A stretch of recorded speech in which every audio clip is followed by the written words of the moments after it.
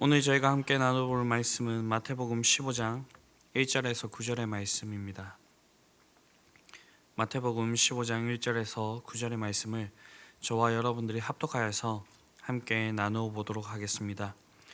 그때에 바리새인과 서기관들이 예루살렘으로부터 예수께 나와 이르되 당신의 제자들이 어찌하여 장로들의 전통을 범하나이까? 떡을 먹을 때에 손을 씻지 아니하나이다. 대답하여 이르시되 너희는 어찌하여 너희의 전통으로 하나님의 계명을 범하느냐?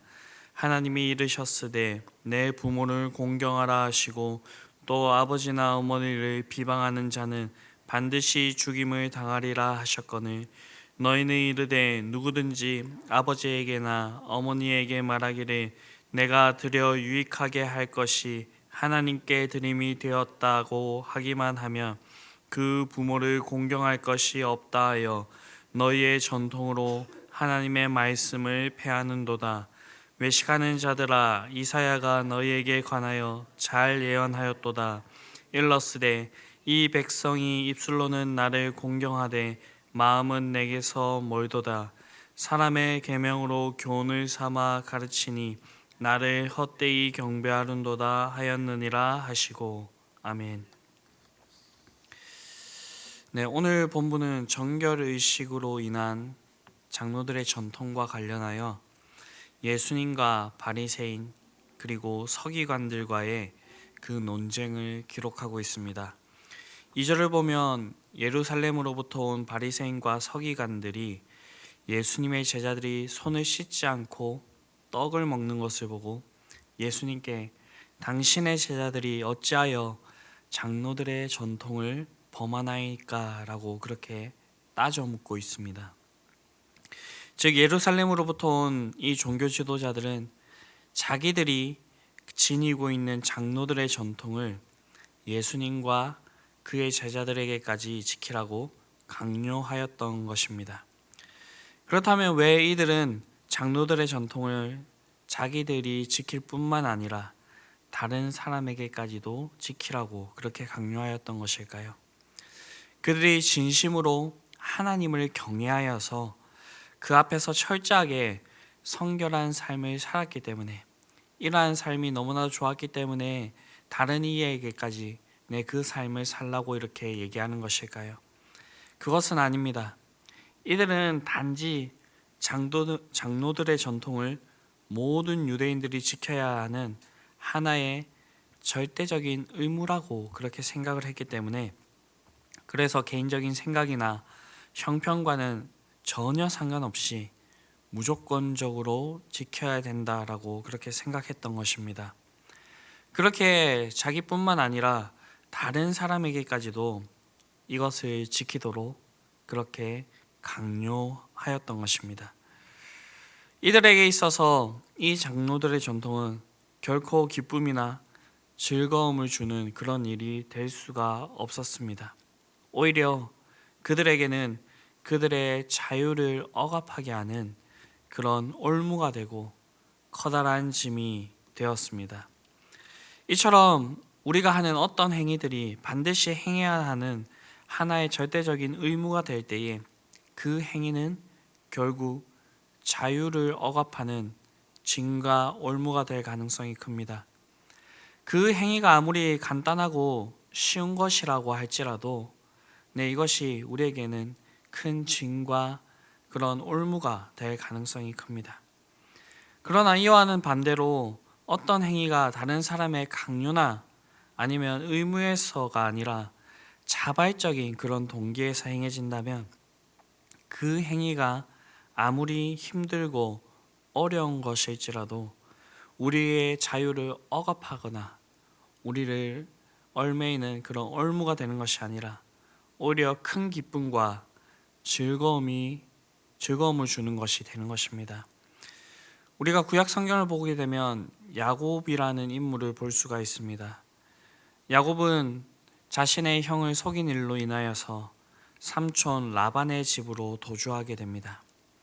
그곳에 정착하여 살면서 삼촌 라반의 작은 딸 라헬을 사랑하게 됩니다. 그래서 야곱은 라헬을 얻기 위하여 자발적으로 그의 삼촌 라반에게 7년간이나 봉사를 하였습니다.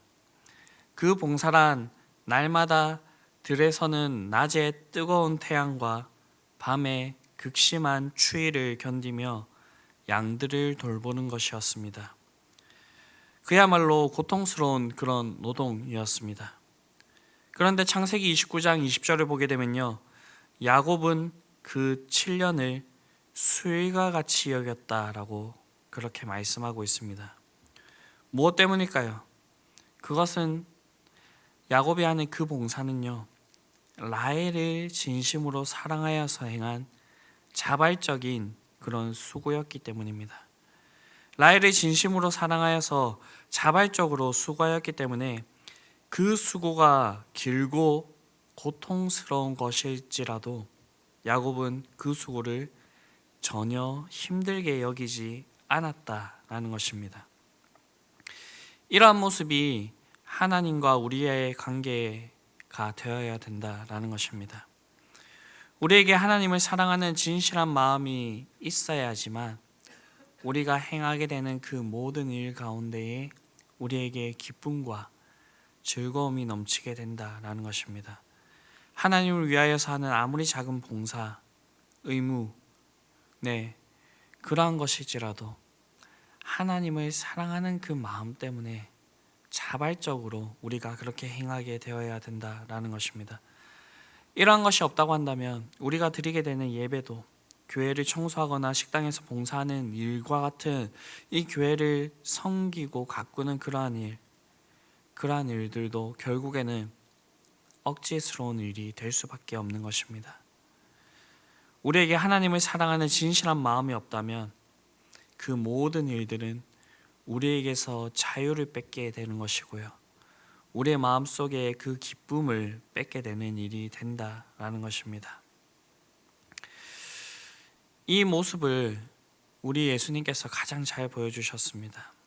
예수님은 이러한 마음으로 이 땅에 오셨습니다. 사실 하나님으로서 이 땅에 오시지 않아도 됐지만 사랑하셔서, 우리를 너무나도 사랑하셔서 이 땅에 인간의 몸을 입고 오셨고 율법과 선지자의 글을 모두 이루셨습니다. 그리고 모진 고난을 당하셨죠. 자신의 모든 것을 내어주시는 그 길을 걸으셨습니다. 예수님에게도 너무나도 힘든 일이었습니다. 그래서 마지막에 기도할 때에 그 땀이 피로 변하여서 떨어졌다라고 그렇게 얘기를 하고 있습니다. 고통스러운 일이었지만 사랑하셨기 때문에 우리에게 이런 일들을 행해 주셨습니다. 이런 예수님의 태도는 자신들의 진정한 왕으로 오신 자기를 알아보지 못하고 십자가에 못 박는 저들에게 탓을 돌리지 않으셨습니다. 예수님께서 십자가에서 하신 그 기도는 아버지여, 저들을 용서하여 주시옵소서. 저들은 자기가 하고 있는 일을 알지 못합니다. 마지막까지도 저들을 불쌍히 여기는 그 모습을 볼 수가 있습니다. 그런데 오늘 본문의 바리새인과 서기관들은 그렇지 못합니다. 율법을 맡은 자, 말씀을 맡은 자들이었지만 하나님의 마음을 알지 못하고 그들은 자신의 전통을 가지고 남을 비판하고 비난합니다. 이 일은 충분히 자기 자신을 돌아보지 못한 데서 오게 되는 그러한 모습이었습니다. 그래서 예수님께서는 바리새인들과 서기관들의 이런 비난을 받아들이지 않으시고 그들에게 한 가지 그런 가르침을 주십니다. 그것이 무엇이냐면 그들이 하나님의 율법을 제대로 알지 못하고 패하게 된다라고 하는 그런 가르침이었습니다. 그런데 이런 모습은 죄인인 사람들의 공통적인 모습인 것 같습니다. 다른 사람에 대해서는 엄격한 기준을 가지고 가혹하게 그들의 잘못을 지적하지만 자기 자신에 대해서는 한없이 관대하고 동정적입니다. 하나님의 말씀을 아주 편향적으로 이렇게 적용하게 된다라는 것입니다. 그래서 앞선 본문에서 예수님께서는 비판을 받지 아니하려거는 비판하지 말라. 너희가 비판하는 그 비판으로 너희가 비판을 받을 것이요 너희가 헤아리는 그 헤아림으로 너희가 헤아림을 받을 것이니라. 어찌하여 형제의 눈 속에 있는 티는 보고 내 눈 속에 있는 들보는 깨닫지 못하느냐? 보라, 내 눈 속에 들보가 있는데 어찌하여 형제에게 말하기를 나로 내 눈 속에 있는 티를 빼게 하려 하겠느냐라고 그렇게 말씀을 하셨습니다. 오늘 본문 3절에서 9절까지는 예수님께서 자신의 제자들이 장로들의 전통을 범하였다고 비난하는 바리새인과 서기관들을 향하여서 그들의 오류를 지적하고 책망하십니다. 특히 3절에서 6절은 장로들의 전통으로 오히려 하나님의 계명을 폐한 오류를 지적하고 있습니다. 여기서 계속적으로 얘기하고 있는 이 전통은 이 이스라엘의 과거의 장로들이 하나님의 율법을 일상생활 속에서 구체적으로 적용할 수 있도록 하기 위하여서 율법의 해석의 형태로 율법에 덧붙인 일종의 구전율법입니다. 하나님께서 주어주신 그 율법과는 엄연히 구별되는 것입니다. 따라서 전통이 율법의 근본 사상과 위배된다고 한다면 당연히 하나님께서 주신 율법을 우선적으로 따르는 것이 마땅했습니다. 그런데 당시의 유대인들은 이 율법과 전통을 동일한 권위를 지닌 것으로 여겼으며 심지어 이 전통을, 장로들의 전통을 율법 위에 두기도 했습니다. 그러한 전통 중에 하나가 바로 3절에서 6절에 나오고 있는 누구든지 아버지에게나 어머니에게 말하기를 내가 드려 유익하게 할 것이 하나님께 드림이 되었다라고 말하면 부모를 공경할 것이 없다라는 것이었습니다.